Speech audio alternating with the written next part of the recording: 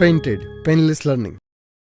નમસ્કાર વિદ્યાર્થી મિત્રો, આજે આપણે ધોરણ 8 વિષય વિજ્ઞાન અને પાઠ નંબર 17 તારાઓ અને સૂર્યમંડળ જે આપણો ટેક્સ્ટબુકનો સ્વાધ્યાય છે એનું સોલ્યુશન લઈ અને તમારી સમક્ષ રજૂ થયા છે. એની અંદર પહેલો પ્રશ્ન છે, નીચેનામાંથી કોણ સૂર્યમંડળ અથવા સૌરમંડળ છે એનું સભ્ય નથી? તો ગ્રહો એ સૌરમંડળનું સભ્ય છે, ઉપગ્રહો પણ છે અને ધૂમકેતુ પણ છે. નક્ષત્રો છે એ એનું સભ્ય નથી. નીચેનામાંથી કોણ સૂર્યનો ગ્રહ નથી? તો બુધ, શુક્ર, પૃથ્વી, યુરેનસ, નેપચ્યુન, પ્લુટો આ બધા ગ્રહો છે, તો એની અંદર વ્યાજ છે એ નથી. બરોબર. ચંદ્રની કળાઓ થાય છે કારણ કે આપણે ચંદ્રને એ જ ભાગ્યે જોઈએ શકીએ છીએ જે આપણા તરફ પ્રકાશિત પરાવર્તિત કરે છે. ખાલી જગ્યા પૂરવાની છે. સૂર્યથી સૌથી દૂરનો ગ્રહ કયો છે? નેપચ્યુન છે. ખાલી જગ્યા ગ્રહ રંગમાં લાલાશ પડતો છે. મંગળ ગ્રહ છે એ લાલ રંગનો દેખાય આપણને.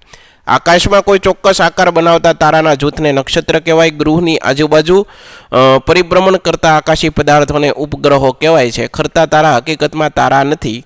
મંગળ અને ગુરુ ગ્રહની કક્ષા વચ્ચે લઘુગ્રહો આવેલા હોય છે. હવે નીચેના વિધાનો સાચા છે કે ખોટા તે તમારે જણાવવાનું છે. ધ્રુવનો તારો એ સૌરમંડળનો સભ્ય છે, તો એ ખોટું છે. બુધ સૌરમંડળનો સૌથી નાનો ગ્રહ છે, એકદમ સાચું છે. યુરેનસ સૂર્યમંડળનો સૌથી દૂરનો ગ્રહ છે, આ વિધાન ખોટું છે. ઇન્સેટ એક કૃત્રિમ ઉપગ્રહ છે, સાચું છે. સૌરમંડળમાં 9 ગ્રહો છે, ખોટું. મૃગ શીર્ષ નક્ષત્ર ફક્ત ટેલિસ્કોપથી જોઈ શકાય છે, ફોલ્સ એટલે કે ખોટું.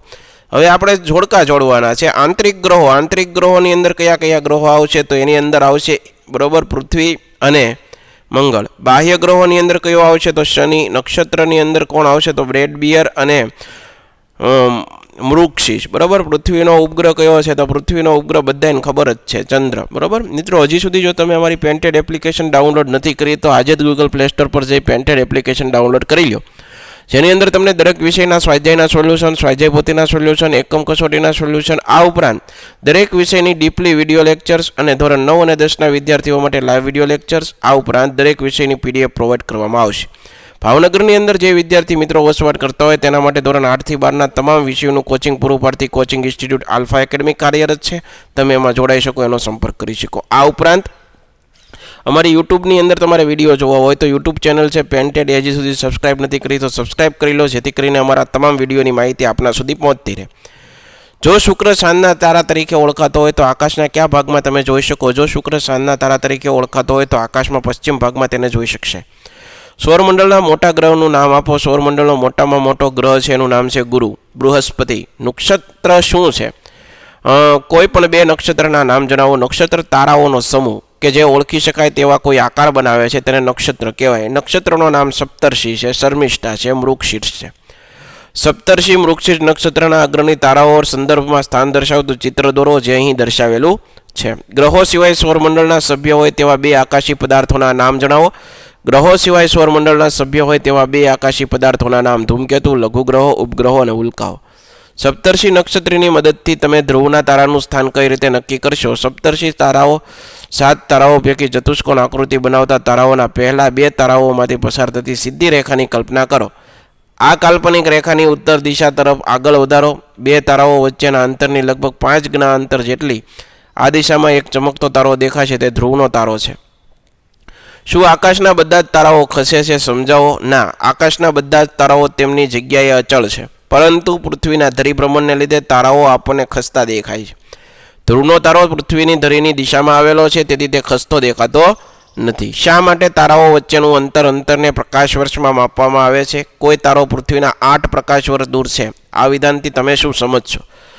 પૃથ્વીથી તારાઓ ઘણા દૂર આવેલા છે. વળી આકાશમાં દેખાતા કોઈ 2 તારાઓ વચ્ચેનું અંતર પણ ઘણું બધું હોય છે. આથી તારાઓ વચ્ચેના અંતરને કિલોમીટરમાં દર્શાવીએ તો મોટી સંખ્યા દર્શાવવી પડે, જે વાંચવામાં અને લખવામાં મુશ્કેલી પડે. પ્રકાશ વર્ષ એ અવકાશી પદાર્થ વચ્ચેના અંતરનો માપવાનો ઘણો મોટો એકમ છે.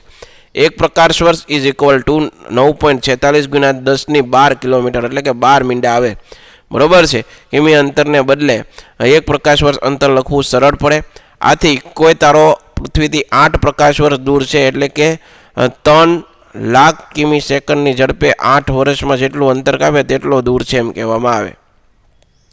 ગુરુની ત્રિજ્યા પૃથ્વી કરતાં 11 ગણી છે. તો ગુરુના કદ તથા પૃથ્વીના કદનો ગુણોત્તર શોધો. ગુરુમાં કેટલી પૃથ્વી સમાઈ શકે? ગુરુની ત્રિજ્યા બરાબર 11 ગુણ્યા પૃથ્વીની ત્રિજ્યા. જો પૃથ્વીની ત્રિજ્યા r લઈએ તો ગુરુની ત્રિજ્યા 11 ગુણ્યા r કિમી થાય. પૃથ્વીનું કદ 4/3 પાઈ r ઘન, બરાબર. એમાં 4/3 પાઈ ઇન્ટુ 11 r નો ઘન, બરાબર, જે કિંમત તમે અહીંયા ગણતરી કરેલી છે, જે તમે જોઈ શકો. બુઝોએ સૌરમંડળનું નીચેનું ચિત્ર બનાવ્યું છે, જે તમે જોઈ શકો, બરાબર છે. સૌથી નજીક બુધ, શુક્ર, પૃથ્વી, મંગળ, યુરેનસ, નેપચ્યુન, આ બધા ગ્રહો. સૌરમંડળમાં આપેલા ચિત્રમાં 5 ભૂલો છે. બીજો ગ્રહ શુક્ર છે, અહીં બીજો ગ્રહ મંગળ આવે. ચોથો ગ્રહ મંગળ છે, અહીં ચોથો ગ્રહ શુક્ર આવે. 7મો ગ્રહ યુરેનસ છે, અહીં નેપચ્યુન આવે. 8મો ગ્રહ નેપચ્યુન છે, અહીં યુરેનસ દર્શાવેલ છે. લઘુ ગ્રહોનો પટ્ટો મંગળ અને ગુરુની વચ્ચે આવેલો છે, અહીં ગુરુ અને શનિ વચ્ચે દર્શાવેલ છે. આશા રાખું તમને આ સોલ્યુશન ગમ્યું હશે. ફરીવાર નવા સોલ્યુશન સાથે મળશું. ત્યાં સુધી અમને રજા આપો. જય હિન્દ, જય ભારત, ધન્યવાદ. Painted Painless Learning.